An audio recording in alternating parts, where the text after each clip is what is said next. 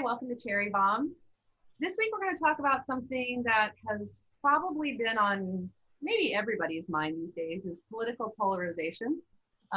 We're all we're all talking politics these days, I think, coming up to the election. I just want to talk about sort of what that means to you guys and how, I mean, is it affecting your lives? Yeah, let's talk about that. I'm Bethany Landing. I'm Dalila Ali Raja. I'm Gloria Bigelow. I'm Nikki Caster. I'm Tatum Durock. Okay, so talking politics. I'll say this first. I'm a teeny bit older than you guys, not too much, obviously. But I will say where I'm from, politics was something we were supposed to talk about. We didn't talk about politics. Yep. We're supposed to talk about money. Religion. Mm-hmm. Religion, politics, money. Don't talk about it. Yep. So what I found with social media is that we now know what our friends, our family, people that, just socially at work, whatever, however we know people, I feel like we now know how they feel about everything. Politics, all of those things, religion, money, everything that we weren't supposed to talk about. We now know how those people feel about things. And I don't think it's a great idea. I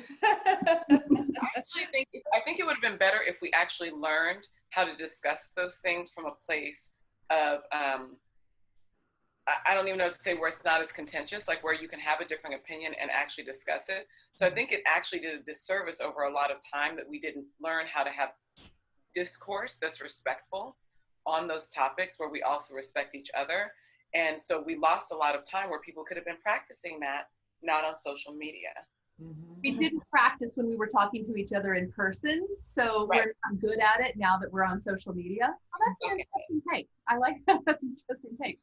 I think that's the thing. For a long time, we've almost been siloed. So even pre-social media, it was like if you were listening to Clearwater radio, or if you were listening to Oliver North, or if you were, depending what newspaper you were listening to. And unless you stepped outside of your bubble, you didn't know what the other people were thinking. And so when I first came to America, I didn't know anything. And I got one job in an NPR station. And then I got another job in a right-wing talk radio station, not knowing anything about right-wing radio, like literally brand new to the country. I thought everything was going to be like how it was in the movies. I thought America was really liberal. I did not know liberal was a dirty word. And especially in that radio station, like if you said you were a liberal, they literally would think that you were a, pathological murderer. And it was so interesting. Like that was my introduction to America, was this absolute polarization. And that was quite a long time ago now. The people who came in, like the guests, were the people who did the bombings of the abortion clinics. It was, yeah. Jail? Were they right. And so I saw how this was fostered. I saw how they would fake the phone calls. The callers calling in saying, I used to be gay and then I was saved. Not real callers. They would take the board ups off and then, take over the whole thing. So I saw like this incredible insight really into America, into that kind of real opposites. And then, you'd go over to NPR and their journalists wouldn't even take a biscuit at a press conference because they're like, well, I don't want to be swayed if they had good biscuits. They were so legit and so passionate about what they did, and they wanted to do a well-rounded story. And I saw then how much distrust like the right wing had for anyone with a degree, anyone that was an expert, anyone that was an educator. And they loved word salad. The more the host didn't make any sense, the more they rambled with no point, people looked it up. So this idea of Sarah Palin not being able to speak, of Donald Trump not, not making any sense.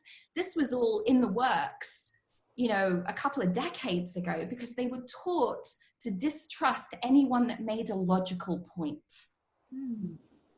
And they didn't understand it, they didn't like it. And so this siloing has, it's been there a long time. Just wonder, like, there used to be journalistic integrity, though, I think, in a lot of, like, at least more mainstream news, even if it was more conservatively skewed, there was actually a journalistic integrity and a commitment to telling the truth, and actually whether or not they spun the story away or not, they didn't outright lie. And that's actually gone away. Well, I think that's why I feel like the media is also complicit in our kind of like demise, which is a bit dramatic, but actually not. Because I think when we were growing up, it was like you would get the news a couple times a day, right? You would put on news in the morning, and then it'd be like Dan Rather or Walter Cronkite. I'm not 80, but I do remember like those people being in my living room when I was young. And it would come on and it would be the news twice a day. But now we're on a 24-hour news cycle. And part of news is if it bleeds, it leads. The idea of if it's going to have people tuning in, if it's going to make people click, if it's going to make hairs go up on your back, then that's what we run with, right? Mm-hmm. And so if we have a media that's doing that 24/7, also online, where there's access to it all the time, that's the energy that we're feeling. I think like that whole thing of like where money and corporate interests are where that's the thing that people are trying to get the most of. And so they're trying to pull in that, and that supersedes integrity. You know what I mean? Like, it's like you can't get as much of that and stay completely in integrity. You make more the other way. It's going to make you more money. Whereas it used to be that some people were like, no, that's not worth it. You know what I mean? And that's gone away. Yeah. And that's not what the model of like Facebook is built on. It's no. Integrity. Yeah. What do you think, Nikki? How has this all affected you, the politics of all this? I mean, I honestly don't spend time on social media, to be totally honest, because I don't like the way that it makes me feel, and I would rather feel good. And so I get my information, but I don't spend a lot of time because there's a lot of like low vibration and energy with hate and anger and fighting and separation. And I just feel like that's not the answer. Do you know what I mean? Yeah. So I don't spend a lot of time on it. And I know that it's important to post for work and to do these kinds of things, but I've just been like taking care of myself, and I work with clients, and I'd like to feel good to support them feeling good. So that's where I've been, to be honest. Yeah. So that's where you kind of draw the line, is that you're like, you're not really necessarily taking in all of that stuff that's there about that. You're like, I'm using it for this, and that's it. Don't Yeah, for sure. I mean, I'm on plenty, like I have text threads that I just delete.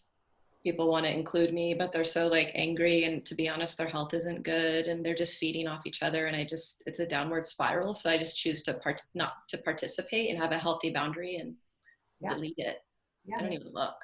So one of the things that like Rachel Maddow mentioned just recently after the debate with Trump is kind of, why did he do what he did? Right? So, and actually it's a strategy. Mm-hmm. So in terms of what can happen is when you bring the debate kind of so low and it's so unwatchable, people do kind of what Nikki's just done. They bow out. And when they bow out of politics, when they bow out, then more doors get opened and there's less eyes to watch who's coming in, right? Because if we all took a step back and kind of went, I'm not letting that into my life, that's how authoritarian systems thrive, right? Well, so, I don't know, I agree and disagree. I still have a clear decision and choice inside. I just don't choose to participate with all the chaos.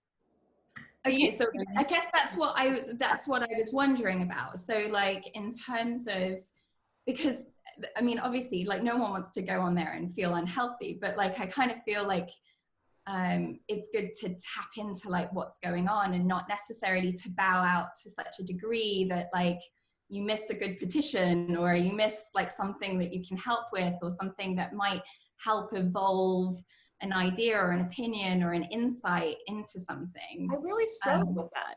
I really struggle with what is the line for that, because if it were up to me, I would not engage. I would not engage at all because I don't like how I feel.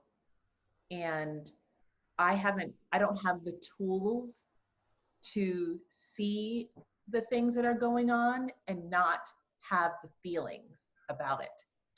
And because the personal is political and the political is personal, there's no way for me to engage in politics and not feel personal about it because it's how it affects my life. So because I don't have the tools for it, it's like I'll go in until I can't stand it anymore. And then I have to like disconnect. And I don't want to know anything. Like, I don't want anybody turning on their phone and be like, hey, I don't want to know. I don't want to know. I'm taking like 2 weeks off. Like Regis Philbin died and I didn't even know because I was on a hiatus from the news at that time. You know what I mean? Because I just don't know how to. Yeah, and I think there's this idea that one is good and one is bad, but I totally don't think that you have to be tuned in and immersed in it to make a change. Mm-hmm. I totally disagree with that. I would be curious. Sorry. No, I was going to say, I think that there is a balance, but I think those of us that are capable of having those discussions, I think there is a responsibility towards social justice and change, especially when we have a platform. I think that there's a responsibility. I also think there's a balance in self-care. So like, I engage as much as I feel like I'm able to without affecting my mental health. So like, if I feel like it's starting to make me really upset or whatever, like I will like tap out on a moment. But like if I'm seeing stuff in my feed, I've actually had this happen a few times and for me, I'm like, I know that there's going to be ripples from me having this conversation that will serve a greater purpose, even though it's taking my time and some of my energy. In particular from our queer community that's in like the South, and in particular people who were raised in it, like even though they're queer women, they were raised with white privilege, and so they have a lot of misconceptions around like defunding the police and like Black Lives Matter and those sorts of things, and they are in my feed. I actually will take the time to answer them because I know that they have listened to us before, they understand us, they have a certain amount of awareness and trust of what I would say. And so there's an opportunity there where I can educate them where somebody else wouldn't hear them speak. And so like I have like a list of links ready that I copy and paste in there. I was like, watch this, read this, do this before you say that. Or like, do you even know what that means? Do you know what that means? Have you read the things? And I send them. And I will go back and forth for a while. If it starts to drain my mental health, I'll eventually stop. But I've had some of those women be like, oh my God, I was reading, literally, this is what she said. Oh my God, that was fake news again. I'm so glad that you educated me. You know what I mean? But before that, she was seriously on one. And I've had several people be like that. And so when I have the bandwidth, I feel like it's a responsibility because there's not somebody else in their sphere that's having those conversations with them. Yeah, and I get it. I hear you. Yeah, what are you thinking, B? Well, it's, I was thinking, I don't know if you guys have seen Social Dilemma, because yeah, I mean, it's, if you haven't seen it yet, watch it for sure. I just think that it brings some of these things to light that I feel like we kind of know, but it sort of brings it all together, right?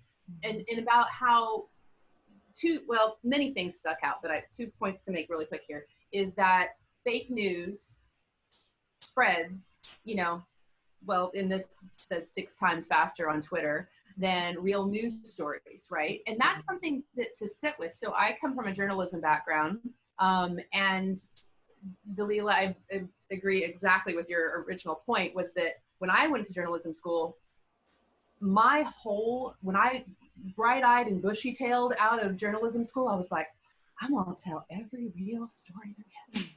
I remember, and that was like part of my very core of my being was truth. Like I was like, I couldn't even fathom when I came out of journalism school doing anything other than that. And so it's really a very sensitive thing to me that there is the existence of fake news. The very existence of fake news really pisses me the fuck off, because I'm like, those two words should never go together ever. Ugh, and it makes me so angry to my core that there is such thing as fake news. And the fact that it's going so much faster than anything else. And the other thing, to make this other second point, is the definition of truth. In that movie, they talk about how the definition of truth is no longer agreed upon. There is not the one, this is the truth, and then you can have a feeling, and you can have a feeling, you can have an opinion, and you can have an opinion, but there was a truth. This is the truth. You know what's interesting about that? That was the one thing that kind of stuck in my craw a little bit when I was watching the movie, because it was almost, I don't know if there was any people of color in the film at all. And when you're talking about one truth, only the one guy that was talking. There was a guy with a lot, but I'm not sure if he was Jewish or Black. I don't know. I don't know. But not that was the point of it. But like when you talk about the truth, people, including the government, have been actually lying to Black people and about Black people, and specifically medically experimenting, doing like CONTELPRO and things that deliberately undermined our well-being, creating us as terrorist groups for propaganda for the news for generations. Like, this is not new. So for us, this concept of this idea of one truth is like, well, I'm not with this whole idea of like this Trump fake news propaganda, but our government has been using propaganda against BIPOC people for, to be honest, centuries. So for us, that one truth is often some bullshit for us, which is why we're more susceptible. I find it fascinating that the right wing has the same thing, when usually that propaganda has not been about that sector of people, but that they hold it that way. But it may be because they've spent so much time creating it that they have like a fear of, and a projection that it's happening to them because they've been doing it for so long. Mm-hmm. But it gave me pause, because I was like, okay, if we're actually going to be monitoring this, which I think actually there should be some sort of level. Regulation. Like, sure. Exactly, regulation. Like, who's in charge of the regulation? Because they've been fucking us over for a really long time. Yeah. Mm-hmm. Well, I think the regulation, that they talked about in the movie was about how, little kids programming on Saturday morning, they gave that as an example. You weren't allowed to show certain advertisements in Saturday morning cartoons whenever I was growing up. But that same thing does not exist on YouTube Kids. You can, you can do anything you want. There is no regulation about that. And I agree. Who regulates? That's always very important. Who's doing the regulating? But, mm-hmm. but something should happen. Mm-hmm. Yeah, there definitely needs to be regulation. I'm sorry, Glo, what were you gonna say? It reminds me of, every once in a while when I do have the energy, for some reason, it's usually on Fridays when I'm done with work, I have the energy to go on Twitter. I don't know what that's about, but I started having conversations with people around kind of like untruths that they would say. Like, there was the whole Kamala isn't Black. When she got the VP thing, there was this hashtag Kamala isn't Black. And I started lightly engaging with people on this idea. And then I found this one guy, and he lives in Oklahoma. And I was like, can I DM you? Can I talk to you, not through the Twitter feed, just so that I can have a real conversation with you about what you're saying? And so we started talking and found out that he works for, I think he worked for a cable company, and he installs cable, but he went to school for theater and he always wanted to be an actor. And so we started talking about that and what I was doing, just started talking about each other's lives and the other. And I said to him, I was like, I just want to talk to you about the Kamala isn't Black thing. Where are you getting this idea from? And he was like, da da da da. And I was like, but West Indian people are still Black. And I was like, and I didn't necessarily know that when I moved to New York, I met Dominican people that were Black and spoke Spanish, and there were all kinds of people. And I was like, let's just wanted to talk to you about it. And then 2 days later, he sent me a thing. And he was like, I just want you to know, I'm not going to say that anymore because I understand where you're coming from. Now he still has a lot of other things that he says that a lot of other things, but that was like one thing. And I think it's because we took it off of like where everybody's looking, and then it becomes like an ego thing, and it became a human thing. And I have another woman that I'm working on. I call like these people my Tamagotchis. And so like I have to give energy and light and conversation, and like, but I'm learning about why people are thinking the way they're thinking, and finding the human behind all of that stuff. Like I tried to engage with one the other day, but she was saying that the coronavirus was not real. Okay. And so I was like, sometimes the truth is wilder than anything, right? Right. It's like, so I was like, okay. I said, well, I've known 6 people who've gotten it, and I've known 3 people who've passed from it. Mm-hmm. These are the symptoms.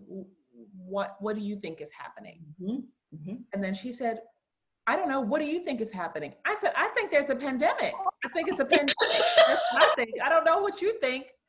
Glow, that's hilarious. Yeah, but I think it's similar to the one that we had in 1918, 1920. I think that's what's happening. but she said it's not real, and then she quoted some doctor who was like, and she's like, and so pathetic. Doctor? I have the information written down, because then I Googled him and I was like, he's dead. He's not even alive. He didn't say this.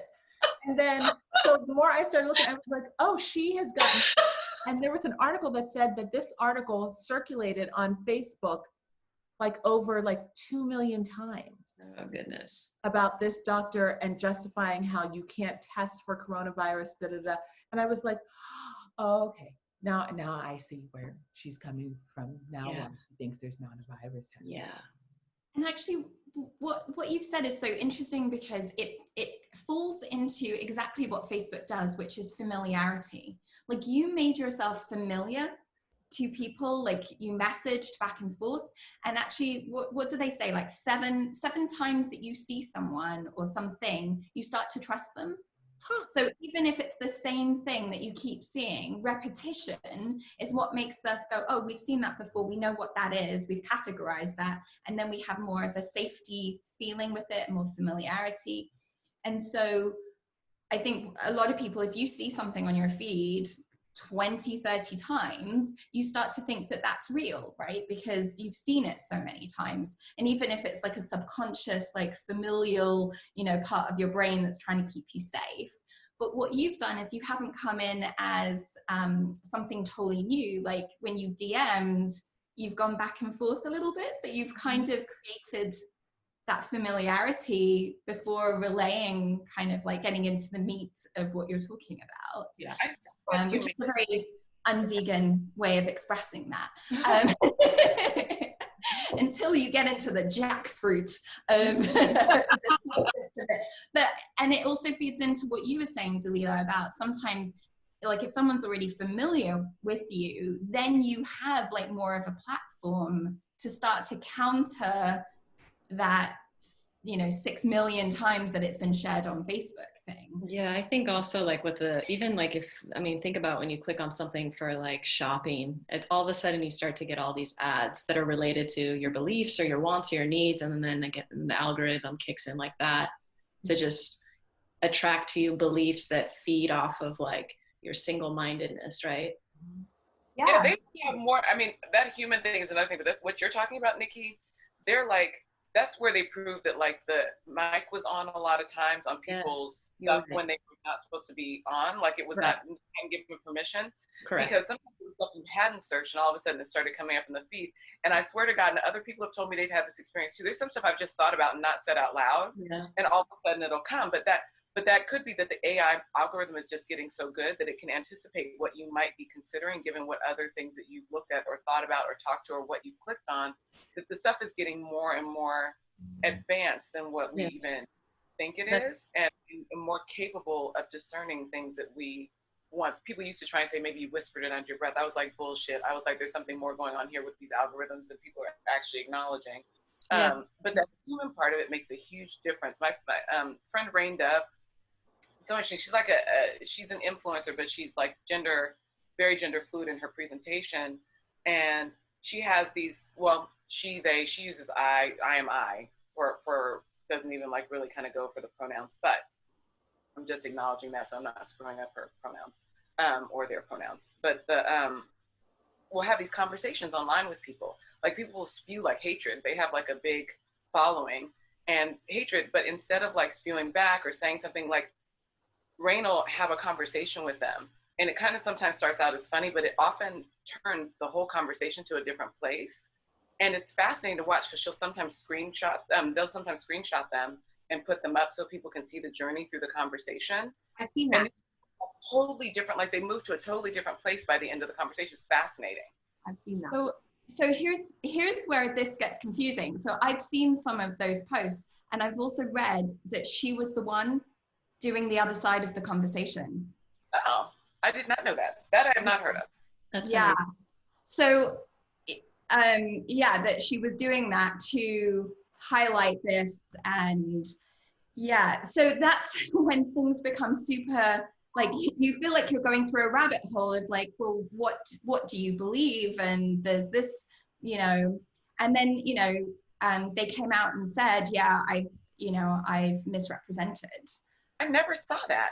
I didn't. I'll see if I can find it and send it to you. But yeah, sometimes you get so mired in kind of like, well, what's actually true? And then there is, I mean, I've totally wanted to do it a million times myself, but you just kind of go, oh, and you just bow out of the conversation. But then you're like, is that what the larger forces want us to do? Like I remember there was this bigger thing about Pink News with J.K. Rowling and the book, and then someone else saying that's not true with the book, and you're like, well, I don't know, I don't want to buy the book to see for myself necessarily if it's true or if it's not true. And then you just start to remove yourself from those conversations, but then who's left in the vacuum, right, having those conversations? And I do think there are people, and I'm not conspiracy oriented as a person, but I do think there are people at the top who stand to gain a lot financially from all of this and from the separate, and that's something that usually me and the people that I go into can agree on. We usually can agree on. I agree.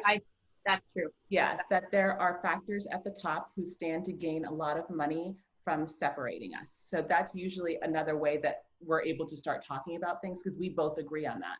And so when we don't engage or don't see human, like one of my, I kind of consider this woman my friend now, and she lives in Northern California, and she's got like these grandkids, and she's made, it's a whole thing. We became friends. So she had surgery on her leg, anyway, so, but we are not of the same political persuasion at all, but she was a nurse and a grandmother, and my mom was a nurse, and I always loved grandmas in general. So that's how we became kind of like friends, and she knew that I worked with kids for 20 years. And so we started to be able to talk and really have this conversation. And her surgery, it looked really painful. So anyway, so now I have this woman who's like my friend, and we're able to start talking. I'm starting to understand more, like when she said, there's no racism up here. And then I was like, right. So I was like, up there, let me tell you what there is. Racism. But again, our understanding of what racism is isn't the same, and she didn't have the same information that I had about around what it is. And so we're starting to have that conversation about like what is racism, but it's from my like lived experience. And now we can have that conversation now that I know that she doesn't have like bad intentions as a person, and she knows that I don't have bad intentions. So now we're able to have that kind of conversation about it. But when she first did it, I was like, there's racism up there. But I wasn't going to say that to her because I knew that she didn't know what racism necessarily. She's thinking racism is like, blatant Klan people doing those things. She doesn't know about systemic things and about the little cuts that happen and all of those things. So, but now we're starting to have realization. Yeah. But again, in order to be able to get to that conversation, we have to like build a little bit and not let the forces that I think are trying to keep us separate us. Yeah. Well, and on that point too, it's like we think about those those are just, it's just you and that person, but you've done it with a few different people, and you as well, Leela, and you know, I'm sure we all have had those little sort of one-off conversations where maybe you enlighten someone, we've maybe changed their mind. And the hope is, if we're going to be hopeful in this, what I feel like is sort of like a super Debbie Downer kind of a thing, is that the hopeful thing is that I think if we take those individual conversations where someone has a breakthrough, and then they go and have that next conversation with someone else, that there's another breakthrough, and then they go to another one. You know, I mean, the hope is that those little things can thread in some goodness out there in the world. The only thing that is that you're like, we need to do that like times a million, right? We need to have those little conversations. And I know that I'm remembering on another recording, the episode that we did, Leela, like I just remember you going, I'm tired. Like, I'm tired. I'm tired of having these conversations. Like, why do I got to be having these conversations? Unfortunately, those of us who are, you know, at least elevated to have the ability to have the conversations, we're kind of, our obligation a little bit is to try to have them. Even though I'm tired, that's what I feel too. But and that's what's interesting, because with the social media and stuff, in watching Social Dilemma, all those people, when they came up with the idea, because this is what I feel, in everything, there's a kernel, I say, or God or goddess of light. There's like a kernel of light that was at the inception of an idea that was trying to come through. Now, it may get manipulated or changed or whatever, somebody's focus may have it be out in the world in a way that's not that, but I feel like there's a kernel of that in it somewhere. And I think like the kernel of light in the social media stuff was to connect us, was so that we could spread positivity and open up people's views so that we could connect. But it's like the worst parts of humanity without regulation begin to take over, because there's a part of us that for our survival have been trained that we lean into fear. It's the same reason why it bleeds is because we're afraid for our survival, and the fear takes over that fight or flight. And what my therapist calls flipping the lid, like the part of the brain that can process in a certain way gets flipped, and then we're into our animalistic states. And I think that happens more often, and then it's coupled with a need for a dopamine hit from likes and attention and support in some way. And it's totally being manipulated to rewire our brains instead of doing other things. Because like I look at like what's possible, right? Like you can see through what they're talking about, and they're like, that they know how to manipulate emotion, they know how to manipulate this, they know how to do this. Like, what if they were doing that to create more peace and calm in people? What if it was being used to create ease and enlightenment? What if it was doing to be creating greater amounts of compassion for people around the world? The same tools could literally be used for all of those things. Right. There's no money in it. Right. Well, ultimately, I feel like there's not immediate money, and it doesn't all go to them. What happens is the whole society thrives better, and then everybody is more productive, and then everybody makes more money, and there's more abundance and wealth across the board. Right. No, I totally agree. I'm just saying that obviously, like, look, we all want to have the conversations, but when two people are fighting, there's no openness. So you can't force, when there's fighting, nobody's open.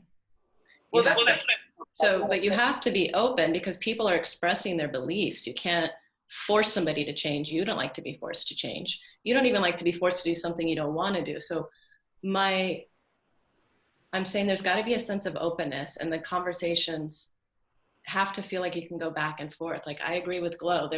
I'll have conversations with my brother, same-sex marriage, whether it's religion, or family or friends, but when you just fight, there's no openness. So even though you want to do your due diligence, if you're fighting or trying to force or control a specific outcome, are you open to learning? Do you know what I mean? That's the thing. If you want to teach me that anchovies might be good on pizza or they might not, and I've never felt that way before, cool. If you're talking about my fundamental value and that I'm human walking through the world, and that I desire, that I belong, and that I am equal, that's not something I can argue with you about. That you see that me is less than or not as human, or that I am not as worthy of being on this earth as you, that is not something I can be open to. Right. I'm just saying that beliefs create behaviors. And I think Glow has a great connection with what she's choosing to do with her approach. I'm just saying you can't join in all conversations and expect to force your way through and create change. That's all I'm saying is the fighting, you got to have a sense of openness. Otherwise you have to agree to disagree. I wonder though, kind of thinking of circles of activism, right? So it's not something for, you know, there's not one size fits all with any of these things. So sometimes you can build that connection, but sometimes I think that you, it's not necessarily fighting, but you need to protest when someone has said something. You can't let it go because what they've said is actually so abhorrent or so diminishing to a group of people that it's not necessarily entering in, but it's like, I've seen that, like, you know, and I think for a long time, and I think, you know, the 90s were a big time of like, oh, just don't say anything, you know, but it didn't go away. Right. I guess it's not a one size fits all. There's so many layers and levels of ways to express and create change. That's all I'm saying. There's a time and place for everyone. If you're one that's called to fight and like try to prove a point, then so be it. Mine is another choice and option that feels equivalently powerful, right? So all I'm saying is that we're all playing a different part, and we all have a different calling, a different approach. I agree with that on a lot of it. I think we need the Martins and the Malcolms and stuff, but I also feel like silence. Like there's that Martin Luther King quote, which I don't remember verbatim, but the silence of the white moderate is going to be the undoing of everything. Like that's what's that. Like I don't think that if someone is standing by who claims to love and care about me, and they're standing by while people are saying abhorrent things about Black people, I don't think that that's okay. I don't think silence is okay there. Do you think you have to see it on social media? This is where I feel like we're having a disconnect. I feel like you're saying it has to be on social media to prove a point when that can be happening in person or behind the scenes. No, I'm not saying it has to be on social media, but if you are on social media and you are utilizing it as a tool for others, but you're not utilizing it as a tool to actually speak out against things you think are abhorrent, that is the thing for me. Like I get, like you actually in Social Dilemma, part of what they talk about is that a tool is something that you can choose to pick up and use or put down versus it using you, right? And a lot of times social media is using people and manipulating people. It sounds like, Nikki, you've honed actually using it as a tool for very specific things. I'm given pause if one of those things is not standing up against hate speech or things that are happening if you're seeing it in your feed. I'm not on social media. I haven't been on there. So no, yeah. I'm not saying you in specific. I'm saying like what you're talking about is like, I'm talking about the silence. And you're talking about whether it has to be on social media. I'm saying if you're not using social media at all, then no. But if you are using it as a tool for other things, but you're watching people in your feed who are in your feed engaging with you, and you're not doing or saying anything to denounce, for instance, white supremacy or racism, I think that silence is a problem. I totally hear you. And I don't spend time reading other people's stuff. And I actually haven't been on, period. I haven't even been posting. So but on the outside, in my day-to-day life, I'm doing constant healing work with groups, with one-on-one, and having conversations that I feel like I'm making a very big difference. And I think that's where it goes for like your sphere of influence, right? I used to only think of the sphere of influence as like who you kind of like touch. Well, no one's touching now, but who you like talk to, who you have around you in your world on your day-to-day interaction. I think that sphere of influence now also includes like the social media of it. And in my general social media, I think most of my feed is pretty like clean, clear. We're all on the same page. It's when I go into like comments, which you never read the comments. It's when I go into the comments on things that I see little things that I think, oh, maybe, you know, this person may not understand fully. And I think part of it is like the teacher in me for so long has been like used to wanting to like see where people are, because you never teach from like what you know. You meet people where they are, and that's how we all learn. That's what I'm saying. People are. That's what good teaching is. It isn't just telling you what you're supposed to believe. That's right. meeting you where you are so that you can grow and expand. And I think now the sphere of influence has changed because of social media. It's like, it could be like, you know, because influencers, right? It's literally like their sphere of influence. So that's now like what we've turned into. Yeah. I was going to say really quick. Oh, sorry. T, go ahead. Oh, I was just going to say, like, it's, so I think sometimes that I have a fair amount of cynicism about, you know, even if someone sends me a link to something, unless they've sent me a message, I'm like, oh, don't touch it. You know, I'm very suspicious of like a lot of things, even when it 9 times out of 10 turns out to be absolutely legit. But one of the things that I had never thought about was, you know, those videos that are like super hypnotic, like 5-minute crafts, where they like, here's how you knit a sweater out of candy floss. And you're like, whoa. And they're made up. You can't actually do a lot of them. There was a woman that was, she was a food scientist, and she has her own channel where she said, these things actually do not work. They do not work from a scientific, you know, thing. And then she tries to replicate it.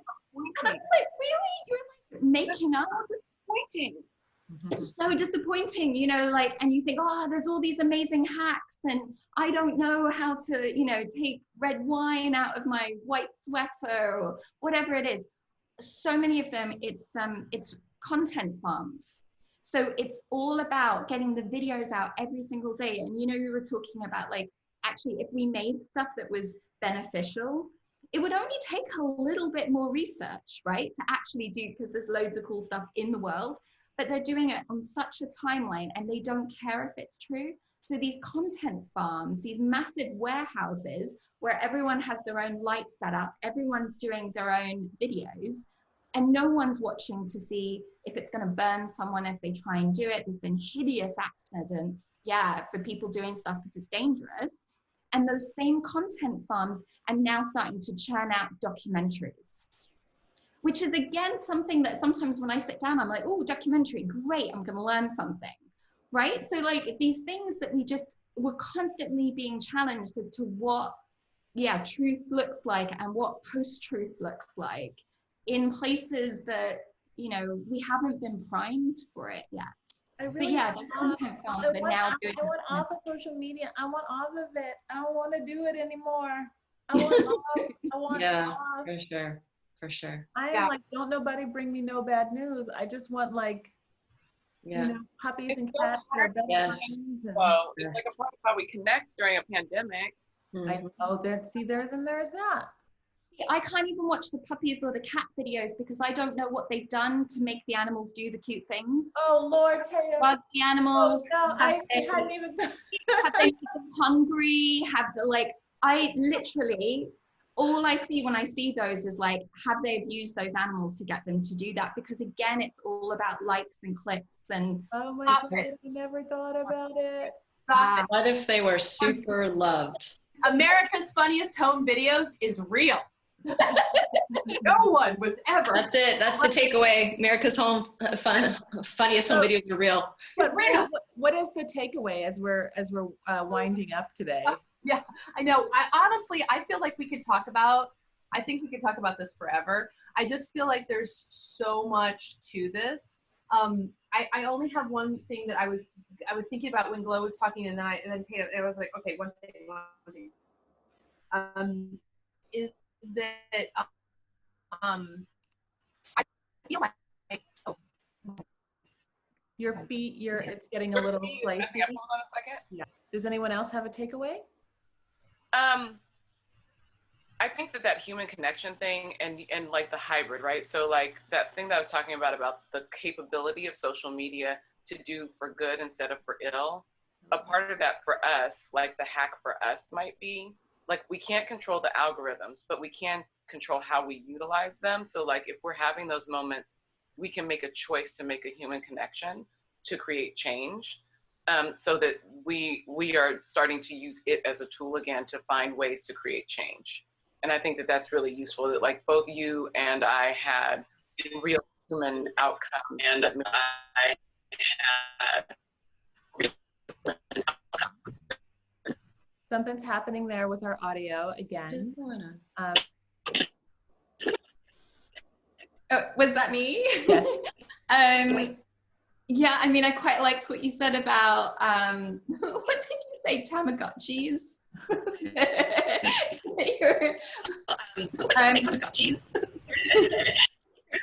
You're taking care of and fostering a relationship. I think it's an interesting way to kind of, if you're going to have those conversations, because yeah, it doesn't feel good. Even if someone said something atrocious and you say something like that kind of blocks conversation back, but then you don't feel good about it, that actually sort of saying like, would you like to message, if it's someone that you think, you know, you would like to have, you have that bandwidth with. So I think give that a whirl. Nikki? Yeah, I think we can all spread some more love. Yeah. My takeaways, if there can be warehouses full of people putting out misinformation that's not good, there could be outside farms with good air of people putting lots of good things out into the world as well. So there could be a world where the idea of like changing it for good could happen. And that makes me feel like I want to put, like, each day when I'm there, put something good out, just like one good thing, just like every day, one good thing. Yeah. All right. Do you want to wrap us, B? Yeah. Still having a delay with you. I have. Aww. What? You're, is She's it being silenced by the man. No, I'm just kidding. Is it just me? We're all hearing it, right? We're all we're all hearing it. So we're going to close out. Thank you all so much for listening or watching Cherry Bomb. We hope that you have something good to take away from it. And the idea is use your influence wherever you can for something good.